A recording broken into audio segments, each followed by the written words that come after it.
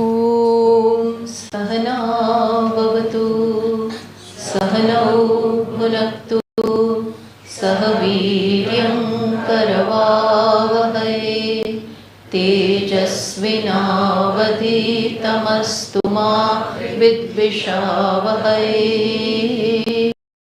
Om Shanti Shanti Shanti. Om Purnamadah Purnamidam Purnat Purnamudachyate Purnasya Purnamadaya Purnameva Vashishyate. Om Shanti Shanti Shanti. Shruti Smriti Purananam Alayam Karunalayam Namami Bhagavatpadam Shankaram Lokashankaram Shankaram Shankaracharyam Keshavam Badarayanam Sutra Bhashya Krutau Vande Bhagavantau Punah Punah Ishvaro Gururatmeti Murti Veda Vibhagine Vyomavadvyaptadehaya Dakshinamurtaye Namaha. So, we begin the study of Upanishad. See, if Ishvara has to gift us with something best, then according to Shastras, am I audible in all this? Okay. Then it is not wealth, not position or power or any this kind of worldly things, but it is knowledge. It is nothing but knowledge, and knowledge that too of the self. There is nothing comparable to this. Lord Krishna also in Bhagavad Gita says, Nahi jnanena sadrisham pavitram iha vidyate.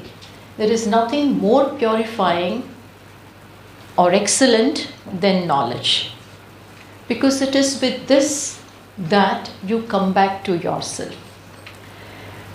It is the paradox of life that we have drifted away from our own self. It's the irony of life that not an ordinary thing, what avidya or ignorance has done is to create a distance between me and myself. This myself is not ordinary, it is fullness. In other words, what I call I, the real meaning of the word I is fullness, adequacy, peace. This is what I is.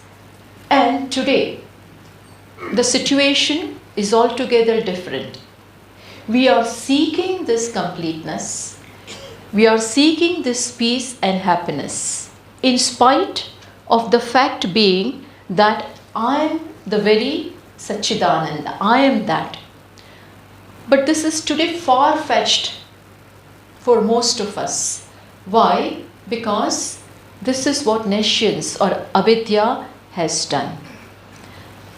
That is why, if Bhagavan has to give us the best, then this is the best Krupa.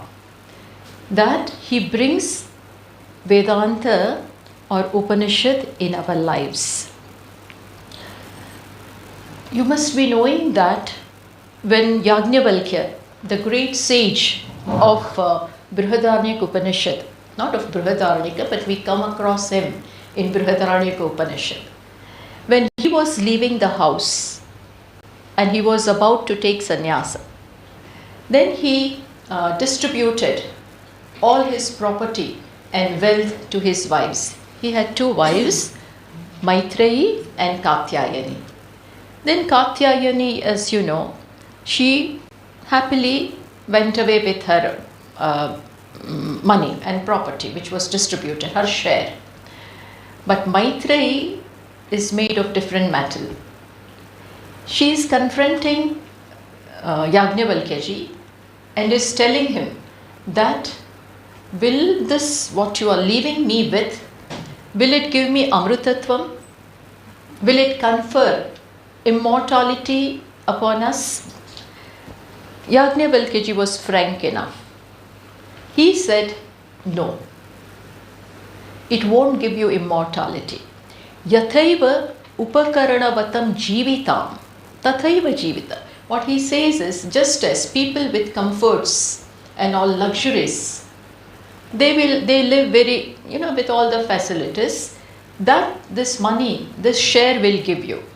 But in no way will it give you immortality or freedom or completeness which you are seeking. Then she said, what will I do with it? If it's not going to give me this, what will I do? It is of no use to me. And if it was giving that, why are you running away? Why are you leaving these things to, mortal things to us, and then going for something else? Yajnavalkya ji said, yes, you are intelligent. Then she said, in clear terms, please, if you want to give me something, then give me that which you have. That which you have and which you want to pursue and abide in, that give that to me. Then he said, yes, in that case sit down. In that case you sit before me. See, he said, dear Maitreyi, please sit down. I'll teach you that. She was always lovable to him, but today all the more. Why? Because he has demanded this knowledge. So she said, yes, you were always a right partner, and today I will give you that. And then he made this very, very famous statement, which you must be knowing. He said, yes, what you are asking for is Atma, is in Atma. And that is why Atma va are drashtavyah. Atma should be known. Self should be known. What are the means of knowing the self? Then he said, drashtavyah, shrotavyah, Atma va are shrotavyah, mantavyah, nididhyasitavyah. Atma must be listened to. That is the first means and the real means. It must be listened to, then deliberated upon, mantavyah, and then nididhyasit, meditated upon. These two are complementary to Shravana. Main is Shravana. But in short, where is the real, where does real immortality lie? It is nothing but in the self. Because until then, we are awake, yes. We all are awake, but in sleep. We are awake, but in sleep. In sleep we are born, and for past immemorial time, beginningless time, we are in sleep. In sleep we are awake, in sleep we are born, we live and we die also.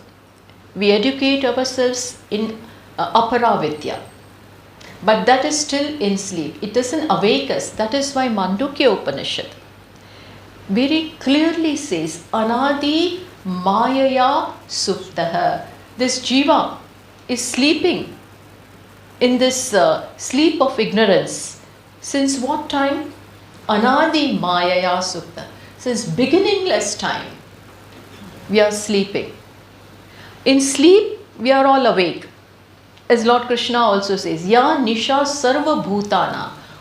Or each and every being is sleeping to that. To that means what? That means what? To the self, in which or to which wise man is awake. So, we are awake, yes, but our awakefulness is really characterized by the sleep. And that sleep is to our own self, our own dimension, our own greatness, our own truth. We are sleeping to our own truth. What kind of life is that? Where we don't know who we are. Not knowing this, we build our life and lives together. Not this, just this one life. Since lives together, we are samyak sarati yasmin iti samsara. We are very well slipping sarati, in which that is samsara. Samsara is nothing but life of becoming, where you constantly become this and that and that and that. There is no end to this becoming, because there is absolutely nothing but nothing which can bring that fullness, no matter what you gain. It may temporarily, yes, temporarily it may give us something, some kick. It may give us some happiness temporarily. Mark this word, temporarily. It does give something. Temporarily you may feel good, that I am on the top of the world. What I desired, I got. But very soon, the more intelligent we are, very soon will we discover that this is run of the mill. This is also one of those things which I very soon get tired of. Nothing can hold our interest forever, precisely because everything is limited. And this Kenopanishad will talk about everything but everything. This entire creation, 14 worlds up and down, is nothing but nothing but fraught with limitations. And we have to discover this in life, sooner or later, that what I am seeking is limitlessness. What I am seeking, what I really crave for, is limitlessness. And limitlessness is not to be found anywhere. Go wherever you want to. Look into whatever you want to. It's nowhere there. So this is the story of every jiva before knowledge. The first phase of life, or first phase of lives together, is this, that we all are sleeping. In sleeping we are struggling. We are constantly struggling. As all mumukshus, they also struggle. Arjuna struggled. Shvetaketu struggled. These are all big jignasus which we come across, big characters which we come across in Upanishads. Shvetaketu we find in Chandogya Upanishad, Arjuna of course in Gita, Shaunaka in Mundaka Upanishad, Maitreya in Brihadaranyaka, so many this big mumukshus and jignasus. They all first tried to fulfill their quest in this world. Not finding it, then they come to to a teacher. But this is what life is. Then this is a story of everyone but everyone. That one is drifted away. This is because we are drifted away from the real thing, which is hidden here. As Kenopanishad says, Esha sarveshu bhuteshu gudotma na prakashate. Atma is hidden. It doesn't reveal its. See, having the self, being the self is not enough. It's always there. That Satchidananda Atma is always there. Not even away from us for a second also. But it is of no use. Having a thing, being a thing, is not enough, is it? It's not enough. Satchidananda is always here, but hidden, covered, avarana. Maya is twofold. Not only has it hidden the self, but has created misconceptions. So Maya is equipped with twofold power. One is Avaranam. Other one is Vikshepa. Avaranam hides a thing and Vikshepa creates misconceptions. Today, not only I do not know the self as it is, but I take it to be altogether different from what it is. Just as in our standard example, which is given in Vedanta, of rope and snake. The object that is lying before me is rope. But at the twilight time or at the dusk time, I do not see the object properly or as it is because of the lack of proper light. I do not see the rope as rope, but it doesn't stop there. What do I take it to be? A snake or something else, as a streak of water or something else. So, not only does it hide, but it creates an error. It enables me to take it as something else. Similarly, not only do I not know who I am, but I take myself to be what? This body and the entire complex that the body is made of. Body, sense organs, prana, mind, intellect. This is the and sum up of all this is ahankara. Not only I do not know myself as Satchidananda, which is nirvikara, nirvishesha, nirguna, niravayava, fullness, all peace, that is far, far away from me, but I take it to be limited, confined to this body, confined to this limited complex. And that is where all the problem lies. So this is what Maya has done. So, the opening is when I come somehow Vedanta, somehow Upanishads come in my life. And that step can happen only when we have the grace of Ishvara. We may have done something good in our... See, other than that, as I said, these Upanishads are also always there. We're always there. Vedas are Nityam. They are Nitya. They were always there. But I did not come in contact with them. They did not come in my life. So I was deprived of myself. Because I did not come in contact with this, I was deprived of what really belongs to me, what I really am. So what has to happen is, somehow Ishvara has to do this. And what makes him do that? What makes him do that? Grace, yes. But I assume that something has been done on the part of Jiva which invites the grace. Am I right or not? Something must have been done. Lord Krishna says that it is punya karma, nishkama karma, some seva, some bhakti, some good deed. That becomes the harbinger for knowledge.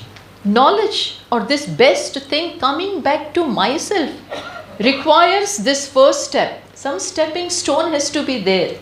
And that is punya karma, sat karma, some nishkama seva, where there is no personal agenda, as Swamiji says, converting from bringing about this transformation in life in the form of transforming oneself from being a consumer to being a contributor. This is not an ordinary thing. When can one contribute? When one ceases to be a consumer. Then when that becomes prominent in life. When you are aware to the entire world and when you want to contribute something, this is the beginning of Satkarma. Satkarma, we may do puja, we may do japa, we may do homa, but if it is just for myself. If I have some X to grind behind that by doing a puja, if I want something for myself, I may get it, no doubt. But that won't be this kind of satkarma which will bring this grace. For this grace to come in our life, we require satkarma of a different type, in which there is nishkamata, no X to grind, and yet I go few miles and do something. So that must have been done in this life or in some past lives, because of which the grace comes. Ishvara anugrahad eva pumsam advaita vasana. It has been said it is Ishvara's anugraha only that you want to know this, that you come to know about Advaita. Dullabam trayamevaitat devanugraha hetukam. Vivek Chudamani also, Shankaracharya Ji Maharaj in Vivek Chudamani says there are three things most rare, rarest of rare. What is it? First is Manushyatvam, to be born as a human being. Then Mumukshutvam. And third is Maha Purusha Samshrayaha. To be born as human being is not an ordinary thing. Then having been born as human, even then we are not awake to this. Awake to what is Nityam, what is Anityam. To be able to discover that what I am getting in life, what I am fraught with, what I am surrounded by is nothing but limited. And that doesn't suffice. I am not happy with it. There is no full stop to my seeking. And each seeking, when a person is seeking, there is unrest within. There is no peace at all. No desire itself means vikshepa. Each and every desire is vikshepa, disturbance. In which sense? That I am not happy. I want something. Unless of course it is nishkamata. But so to be able to discover this in life, that what I am getting is not enough. It comes and goes. Each and every achievements of life, achievement in the outside world seems to come and go away. And they seem to say, each and every achievement sends the message that I am not really what you really crave for. I am limited, time bound, space bound. In every way it is limited. And what I am seeking is limitlessness. And limited plus limited plus limited cannot ever become limitlessness. Finite plus addition of finite things, addition or multiplication also of finite can never be infinity. And we have to find this out. Spend as much time as you require to first discover this, that what I am really seeking through each and every vyavahara, through each and every struggle, through each and every seeking is infinity. And it's not to be found. As Mundaka Upanishad says, Parikshya lokan karmachitan. One has to do pariksha. Pariksha means paritaha ikshanam. Examine. Examine from all sides. Up, down, right, left. In every way. Just sit. This is real intelligence. Real intelligence is this. That when I come to know, in every way, all these things are limited. Then this vairagya. Vairagya means this understanding will arise. That I don't want this. And what I really want is nowhere to be found. As Arjuna says very clearly, imagine, Arjuna having come to fight the war in the battlefield of Kurukshetra. What does he say having come? He's looking at the army made of his own people. Imagine his army. It's a very, very, very peculiar army, where on both the sides are his people. And see, he knew all this, that I am going to fight with my people. Yet, when the situation really arose before him, not arose, but when he confronted it, right before him, and looking at them, then he was depressed. He said, I'll be missing them. I'll be killing them. I'll be the killer of my own people. I will get, even if I get the Rajyam, of what use? Kinno Rajyena Govinda. Kim Bhogaihi, Kim Jivitena va. These are his words. He says, what will I do with this kingdom? Colored with the blood of my people. I don't want to live also now. At that time, see, this critical situation, this Vairagya arose. So far it didn't come in his life. He had lot of leisure time when he was in the forest for 14 years. He could have sat and thought about his life, no? Where have I come? What are we doing? What is the meaning of life? He could very well have done. He had ample time for that. Never did it arose. He was busy. On the contrary, he was busy with what? Gaining all the weapons and planning and doing everything, when to take this vengeance. He was preparing himself day and night. Gudakesha he is called. He controlled his sleep and is doing this hard work. But my point here is, it never occurred to him to ask this question, that what will I get out of this? But having come to the bed, see, here came the grace. Lord Krishna is right before him. He played the mischief. Maybe he did something, because he placed if you remember, he placed the chariot where? Right in front of Bhishma Pitamaha and Dronacharya, which are the two weaknesses of Arjuna. And that changed the scenario. That made him think. And he spelt out what? Nahi prapashyami mamapanudyat yachokamuchoshanam indriyana. He says, Bhagavan, I don't see how this sorrow, which is tearing me apart, burning me from within, how will it ever go?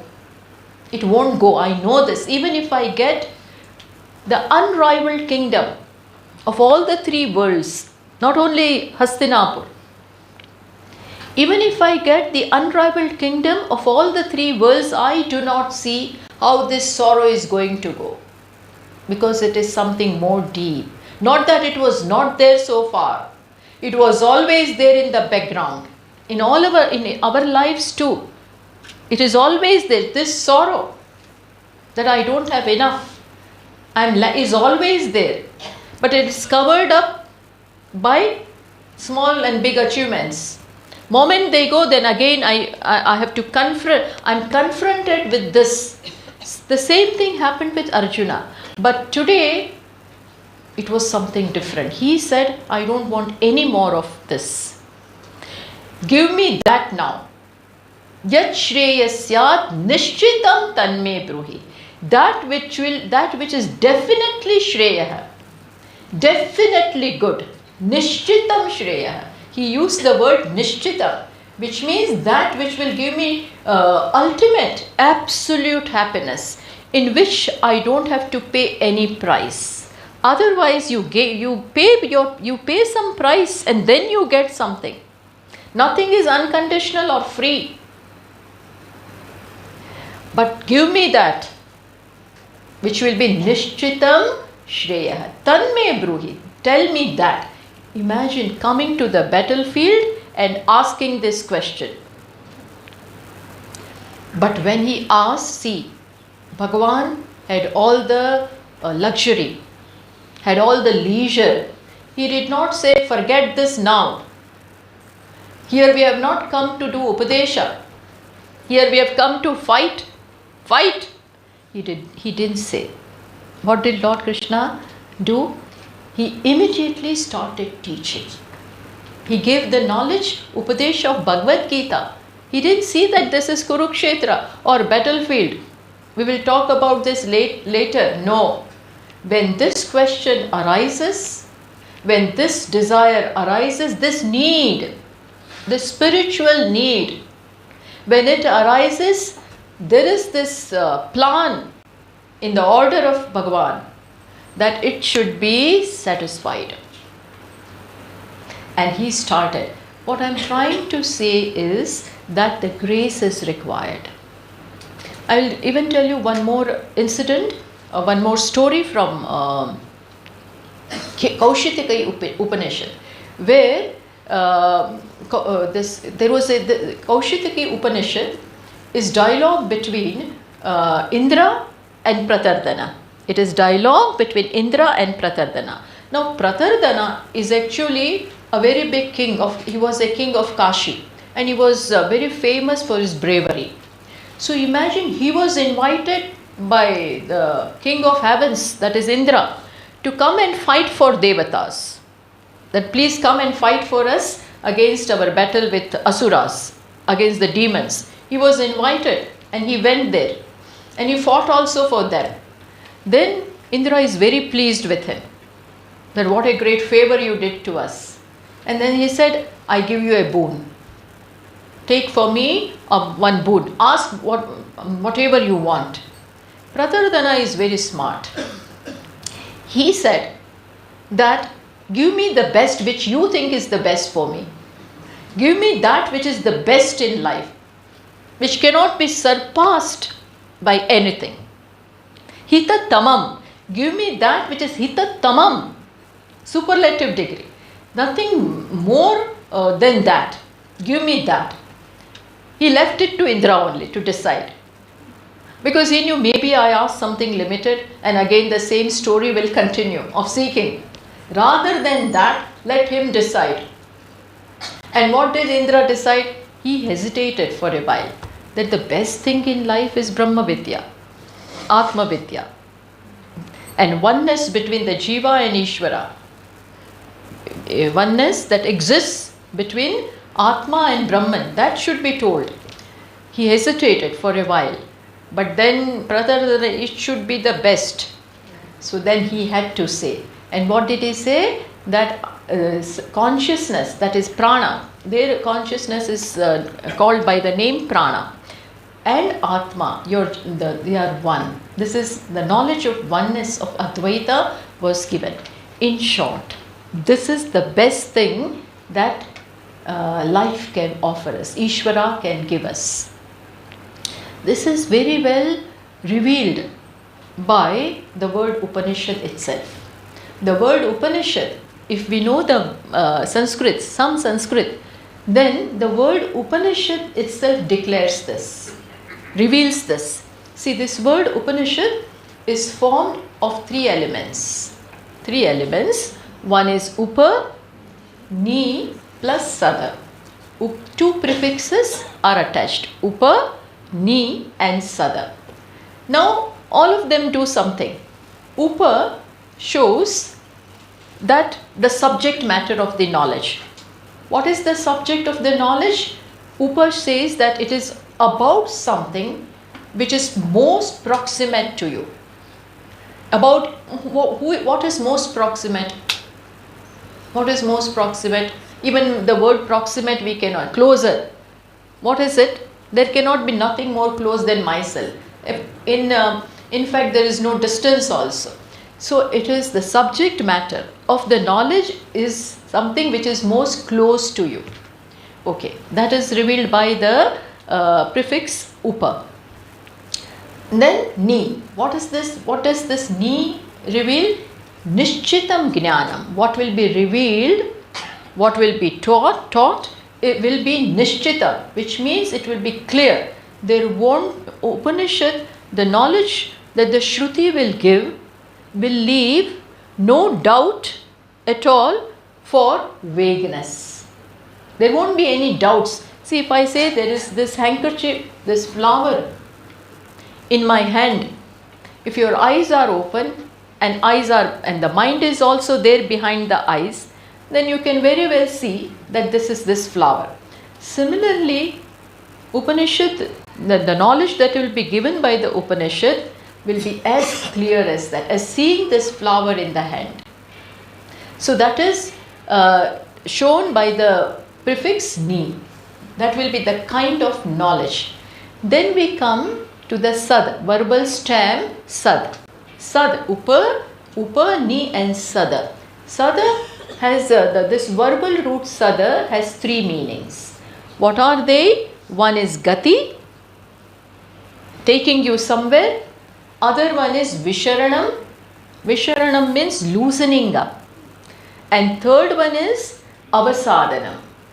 The other meaning of the word sada, stem sada, verbal stem sada, is destroying. Avasadanam means to destroy. But that we will see. Sada, because of rules of sandhi, gets converted to shada.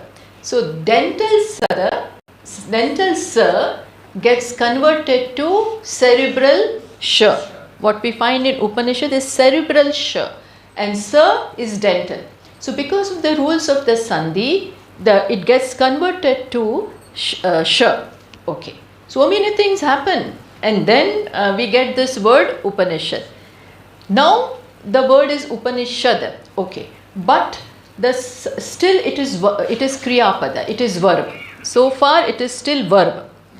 Now it has to get converted into noun. Only then and then there will be that agency in it. So one quip pratyaya, that is suffix. Quip suffix is also applied to this, to Upanishad. Now the peculiarity of this quip pratyaya, apratyaya, is this, that moment it gets attached to the verb, that verb gets converted into noun. It becomes noun, and then it gets disappeared. So this must little bit of grammar I am saying, just to tell you what the word Upanishad means. After having once it is applied, then it gets it goes away. So you don't see anything. But now a big thing has happened. What has happened? Now the Kriya Path has got converted into noun, and there is this sense of agency. It has become an agent. So now Upanishad will do something. That agency is there. What will it do? Then comes into play the meanings of the three meanings of the verbal stem sad. What was the first meaning? Gatihi, which means it takes you somewhere. All this is there in the word Upanishad itself. So if you know some Sanskrit, you know what Upanishad is going to do. So Gati means it will take you somewhere. Where will it take you? It will take you to yourself. Because you have gone away from yourself like that prodigal son. Therefore all the problems have arisen. You don't know yourself. First, we don't know ourselves. We don't know who we are. Happiness, I am happiness. I am peace. I am peace. I am happiness. This I don't know, and then I struggle to reach that. Struggle to acquire that. So Upanishad will bring me to myself. That kind of gati will be performed by Upanishad. Okay. Then the other meaning. What is that? Visharanam. Visharanam is shithilikaranam. Shithilikaranam means it loosens up. It will reveal the meaning that you are yourself. But all the complexes, granthis, which are there for lives together, they just don't go that easily. That I am the body, I am mind, I am intellect, I am this ego, doesn't just go away that soon. Even if one listens to Upanishads for many years, then also sometimes we do not see this ahankara going or even diminishing. So it takes its own time. But the knowledge will be revealed in such a way that one by one, vidyate rudaya grantihi, all the knots of the heart which are born of identifying with anatma. This body is anatma, sense organs are anatma. This whole complex is anatma. But not knowing this, today I have identified with it, that tadatmya is there. Atma takes itself to be anatma, and the dharmas of anatma are looked upon as my dharma. So it takes time for this complexes to go, but slowly but surely they will be loosened up. There is no going back. Once you know this, for some time it because of some karmas, some past actions, it may happen that one may get derailed. That also can happen. But in some lives, in this life also, one will definitely come back. Because this is the truth. What is the truth? That I am Satchidananda, Nitya, Shuddha, Buddha, Mukta Swabhavoham, Shivoham, Shivo. This is the truth. And Upanishad also says, Satyameva Jayate. Truth wins, and this is the truth. Sooner or later, it will assert itself. Once the samskaras are there of listening to this Tattvamasi, Tattvamasi, Tattvamasi, Aham Brahmasmi, when one keeps on listening to this, it is doing its work. So it will slowly loosen up the bonds of ignorance. This is the other meaning. Then the third one, avasadhanam. Avasadhanam means nashaha. In course of time, ignorance will be destroyed. In course of time, it may happen, maybe. We don't want that to happen. But maybe not in this life. Maybe. But in some lives, maybe in next life, as Lord Krishna says, Aneka Janma Samsiddha Tato Yati Paramgatim. Once this knowledge is there, it will sooner or later assert itself. It will come back. Because it is embedded deep in your psyche. So it will reveal itself. So, Jnanam Labdva Param Shantim Achirena Adhigacchati. Having no, even when Paroksha Jnana will slowly become Aparoksha one day. It has to happen. There is no going back. No about turn. As Swamiji says, ignorance never stages a comeback. One good thing. Ignorance never stages a comeback. Sooner or later it has to happen. Depends, yes, on the hard work that we do. Constantly Shravanam, Mananam, Nididhyasanam.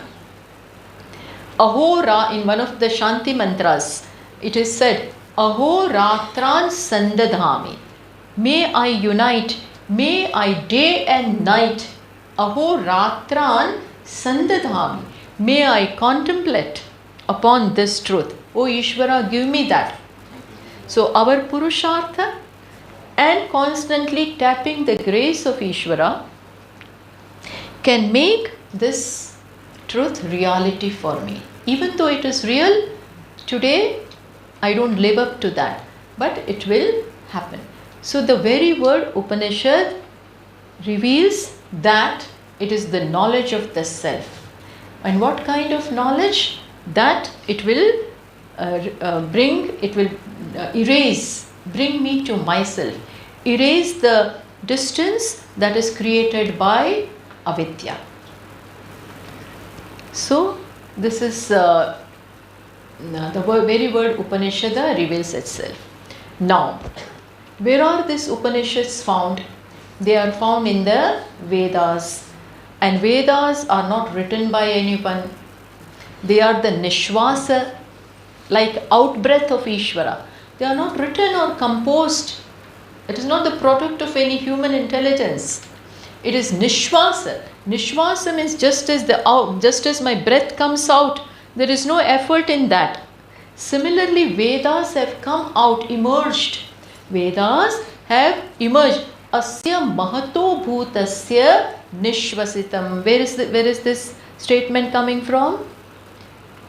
Brihadaranyaka Upanishad says, Asya mahato bhutasya nishvasitam. From this Mahan Ishvara, these Upanishads have come out. All the Upanishads, Rigveda, Yajurveda, Samaveda, Atharvaveda, Itihasa, Purana, everything. Which means it is one with Ishvara. But as you know, Rishi, sages, this truth is always there. It is always there.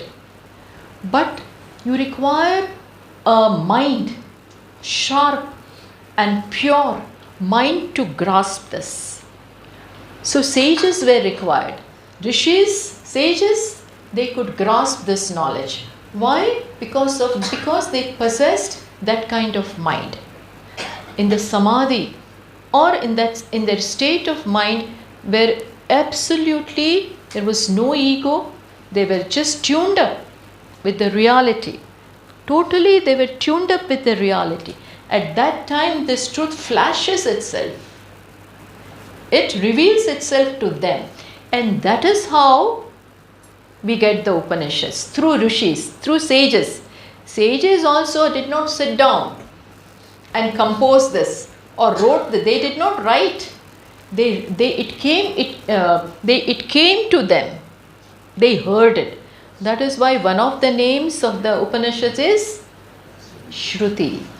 Shruti means they heard. Truth is there. They could grasp it.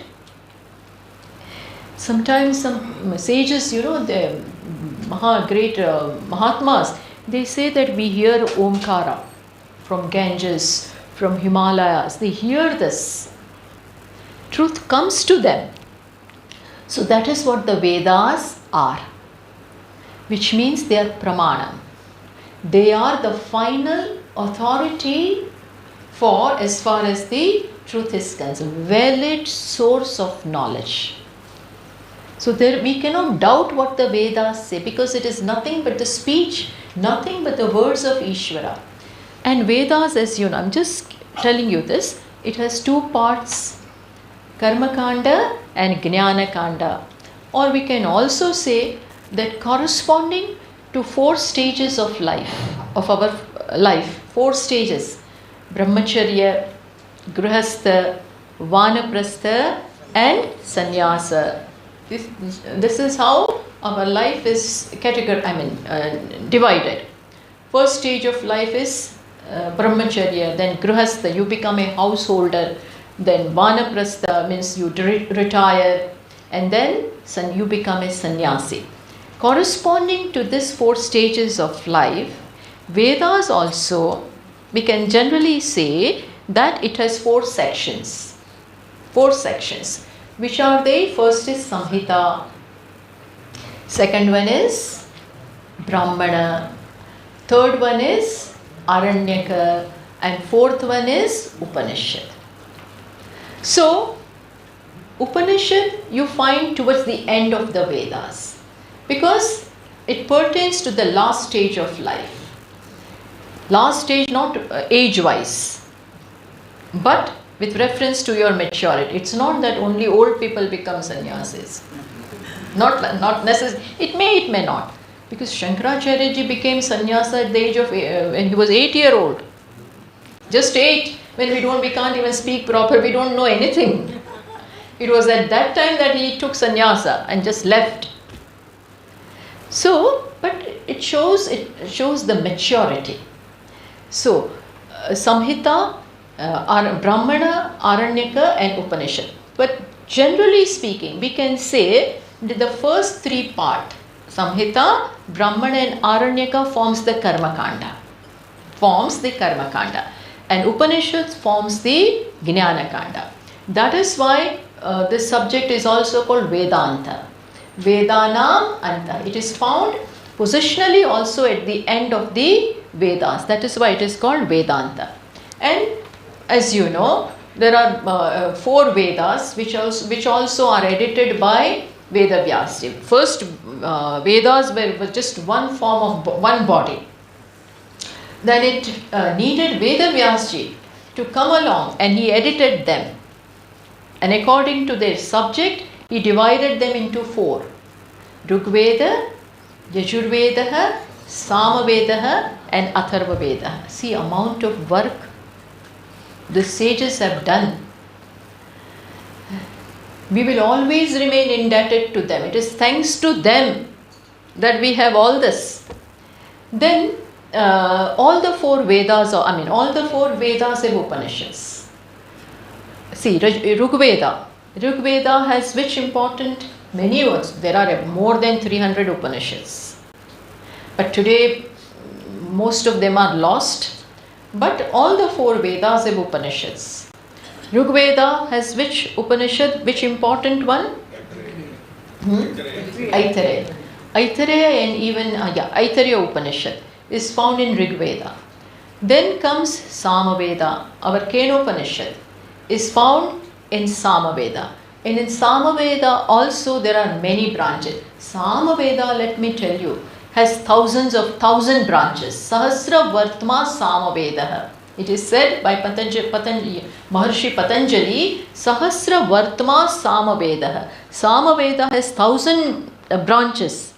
And of them, Kenopanishad is found in Talavakara branch, Talavakara Shaka. Then which other Upanishad is there in Samaveda? Chandogya, our famous. Chandogya has this Tattvamasi. In the dialogue between Shvetaketu and Uddalaka. This dialogue forms the Chandogya, particularly 6th chapter. But Chandogya Upanishad is Samaveda, yes, but it is found in Kautami Shaka. Just for your information, I am telling you. So this is Samaveda. It has Kenopanishad is found in Samaveda. Then let us go to Yajurveda. Yajurveda has 2 branches, Krishna and Shukla. Krishna means black Yajurveda. It doesn't look nice to say black Yajurveda. And white, Shukla means white Yajurveda. Krishna Yajurveda has 2 important Upanishads. Which are they? Kathopanishad, which is dialogue between Yamaraja and Nachiketa, famous Nachiketa. And the other one is Taittiriya Upanishad. Taittiriya. That is found in Kathopanishad, Krishna Yajurveda. Then there is Shukla Yajurveda, which has another 2 big Upanishads. Which are they? Ishavasya and Brihadaranyaka. Ishavasya is Mantropanishad and Brihadaranyaka is Brahmanopanishad. Brahmanopanishad elaborates upon mantra. So Ishavasya is supposed to be Mantropanishad and it is brief and profound, like in the capsule form, it has everything. It is elaborated, it has just 18 mantras. Upanishad, Ishavasya has just 18 Upanishads, 18 mantras. And it is very well elaborated in Brihadaranyaka, which is voluminous. So that is Brahmana Upanishad. So that is Shukla Yajurveda. Then we come to Atharva Veda. Atharva Veda has maximum Upanishads. Which are they? Mundak, Mandukya, Kaivalya and Prashna. Mundak, Mandukya, Prashna and Kaivalya. This is found in Atharva Veda. So, but generally speaking, we learn 10 Upanishads. Bhashyakara has recommended 10 Upanishads. That if one wants to be well versed with Vedanta, knowledge of the Vedanta, they should learn this 10 Upanishads. Which are they? Because they contain the entire methodology of teaching also, plus you come to know everything. Some Upanishads may have, there are many Upanishads, Chakshu Upanishad and so many other, but they don't have everything. They cannot be called Shastra. But this 10 can be called Shastra. Isha, just to name, Isha, Kena, Kata, Prashna, Mundak, Mandukya, Aitariya, Taitariya, Brihadaranyaka, Chandogya. These are the 10 main Upanishads. So, those who learn Vedanta in detail, they generally study these 10 Upanishads. Kenopanishad, as I said, is in Samaveda. And the name Kena is from the very first mantra, which is in the form of the question of the student, of the disciple.